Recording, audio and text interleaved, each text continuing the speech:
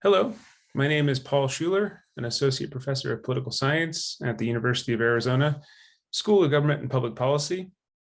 And I'm currently recording this from Tucson, Arizona in the US.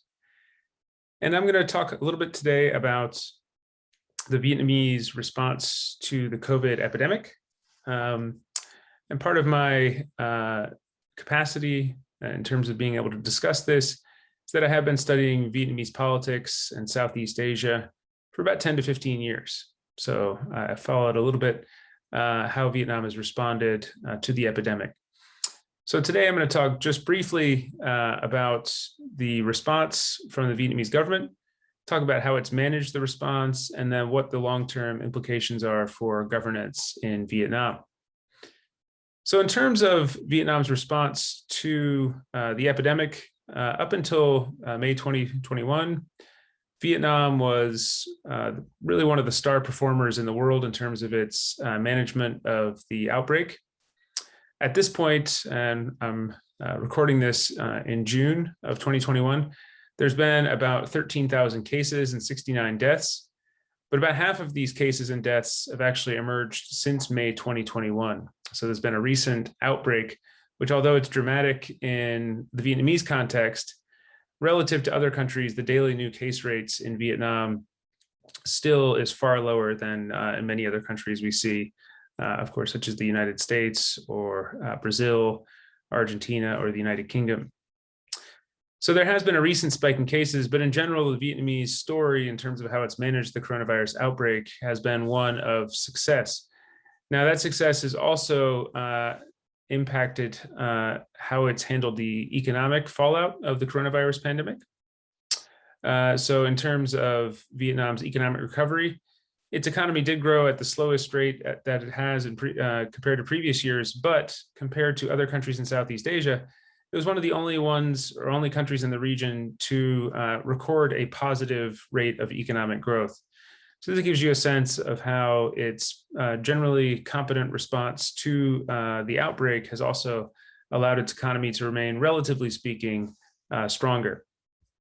So how did Vietnam manage its response to the outbreak, and how is it able to achieve the success that it has? Well, I think there's two key components to Vietnam's successful response. The first is suspicion. Vietnam was very concerned almost immediately after China announced that there was some concern of an outbreak in Wuhan. Vietnam responded very quickly in terms of setting up a national steering committee for COVID prevention and control. Vietnam actually set this up in January of 2020. And so really almost as soon as China announced that there was some concern that there may be this new virus emerging, Vietnam responded immediately to set up a coronavirus task force. So suspicion of China and concern that this could affect Vietnam was one of the reasons that it acted so quickly. The other, as we'll talk about in the next minute or two, that's also impacted Vietnam's response is, whilst it's suspicious of China in particular, Vietnam, relatively speaking, is a fairly high trust society, both in terms of trust in local government officials, but also in terms of trust in each other. And so this has enabled the government to both craft a rapid response to the epidemic based on, again, this concern or suspicion from China. But then in terms of the measures that the central government has implemented or has devised, it's been able to secure the trust of local leaders and in turn the trust of citizens in order to implement some of these measures. So what were these measures and how was it administered? So as I mentioned before, in January of 2020, Vietnam set up the National Steering Committee for COVID Prevention and Control, which was headed by the Deputy Prime Minister, Vu Duc Dam. And this was set up after basically only one case of COVID emerging in Vietnam.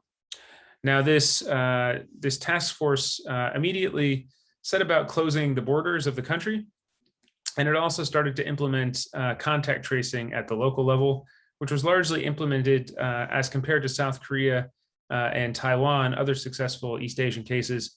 In Vietnam, and by contrast to these cases, this contact tracing operation was done in a relatively low-tech manner. So there was no kind of application or phone app that was developed to do the contact tracing. Mostly it was done with the cooperation of village leaders. So the ability of the National Steering Committee to set up these lockdown measures, to also close the borders, was largely a function of the fact that Vietnam does have a single party regime. And so it was able to act in a unified manner at the national level. But also in terms of implementing some of these requirements, particularly the lockdown on the ground, this required the cooperation of local level officials. And given the Communist Party's penetration to the neighborhood level in Vietnam, as well as the relatively high amount of trust that local, villagers and citizens have in local officials, such as village leaders, this meant that there was coordination between the national and local levels, which meant that the policies were enacted both quickly and effectively. And so this is really how Vietnam has responded. So what's happening at the current stage? So as I mentioned, Vietnam has had an outbreak since May. There's been an almost doubling in the rate of COVID that's broken out in Vietnam. It does appear as of today that the increases have leveled off, and hopefully COVID will be back under control in the next couple of weeks. But this also raises the issue of the vaccine. So in contrast to Vietnam's successful management of the outbreak, Vietnam has had more stumbles in terms of being able to access the vaccine and distribute the vaccine across the country. And in large part, or at least not in large part, but in part, some of the stumbles with regard to getting the vaccine out is that Vietnam has been attempting to develop its own vaccine. And some have suggested that this has contributed to Vietnam being slower in acquiring vaccines from abroad. And so this is how Vietnam has managed the outbreak. And these are some of the institutions that Vietnam has set up in order to do so. So what are the long-term impacts of COVID on governance in Vietnam? Now, I would argue actually that the way in which Vietnam has managed it and the institutions it's set up, probably compared to other countries, may actually have a relatively smaller impact on long-term governance in Vietnam. And this is largely because the institutions that Vietnam used to manage the COVID outbreak were largely the same institutions that were in place prior to the pandemic. So Vietnam, again, set up this National Steering Committee under the auspices of the Politburo.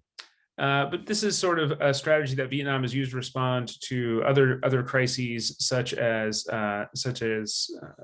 economic financial crises, or other types of challenges that the country has faced. We could also talk about the South China Sea. And so this kind of centralized control or centralized policymaking is a feature of a single party system that Vietnam has long been able to take advantage of in terms of responding to crises. Now, in terms of its implementation of some of the measures that have been created at the central level, again, these village structures, village leadership structures at the local level, these also were largely in place prior to the COVID pandemic. And by all accounts, they'll remain in place after the pandemic is gone.